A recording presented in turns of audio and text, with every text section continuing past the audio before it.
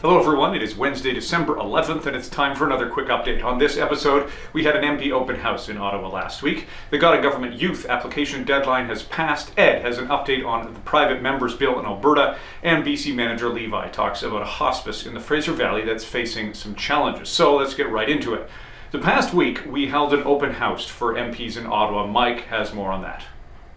Yes, thank you, Colin. And as you, our viewers, will know, last week MPs came back to Ottawa for the first time since the election in October. And there's many who came back again. They were re-elected, but also a lot of new members of Parliament. So we thought we've been blessed with a huge office space just steps from Parliament Hill. So why don't we open it up to two MPs for just a very casual Christmas open house in which we can continue building relationships or start new relationships. And for all the members of Parliament that we invited, we received 9. We welcomed them into our office, as well as representatives from 3 other members of Parliament, including the Leader of the Official Opposition, Andrew Scheer. And it was just a good evening of discussing, getting to know, asking them what their ambitions were as they came to Ottawa.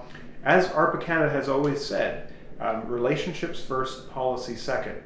So yeah, it was just a good opportunity to use that space that we've been afforded to build those relationships with members of Parliament. And for that, we are very thankful. Thanks so much, Mike. Well, the deadline for applications for God and Government Youth has now passed. We were totally blown away to receive 67 applications, some pretty fierce competition for just 34 spots. Thanks to all of you who have applied. We will be reaching out to you shortly to let you know who has been accepted. We're really excited about this event, and we hope that you are too. If you have any questions at this point, please do reach out to me at colin@arpacanada.ca. We'll see you in February here in Ottawa. Now, Ed joins us to talk more about this controversial Bill 207 in Alberta. Hey, thanks, Colin. Well, I'm here to give you an update on Bill 207, the conscience rights here in Alberta. And the bottom line is the bill is still alive. Many of you are aware that the Standing Committee for Private Members' Bills in Alberta voted overwhelmingly against sending the bill to the Assembly for second reading vote. And although this weighs heavily against the bill, it's not a good thing. The bill was still alive. So on Monday, December 2, MLA Dan Williams, who is the sponsor of the bill, was giving a speech on Bill 207, and the speech was cut short due to an incident at the legislature. So the long story short here is that it's pushed off to the next order of business, which is in February of 2020, the next time that they're going to be in session. So this gives us time, like lots of time.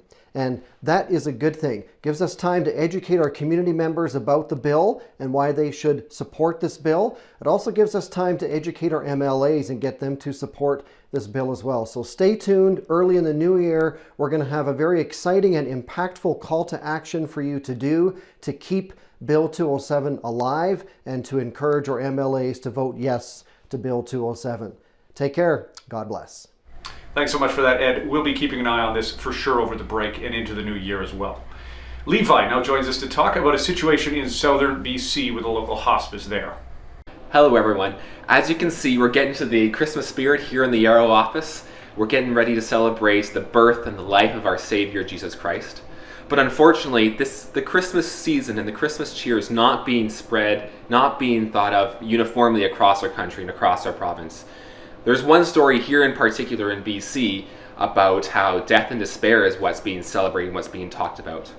So recently, a couple weeks ago, a local hospice in Delta, their board of directors made a ruling that they were going to provide euthanasia within their hospice. However, within a couple weeks, their membership of the hospice, they decided to elect a new board of directors, and that board of directors' first activities, one of their first decisions, was to reverse that previous decision. They wanted their hospice to be a place where life is celebrated, where life is made comfortable, and where death is not intentionally brought upon or hastened. But Fraser Health was not content to let this hospice celebrate life. They are now withholding funds. They are now withholding patients from this hospice so that this hospice might be forced into providing euthanasia.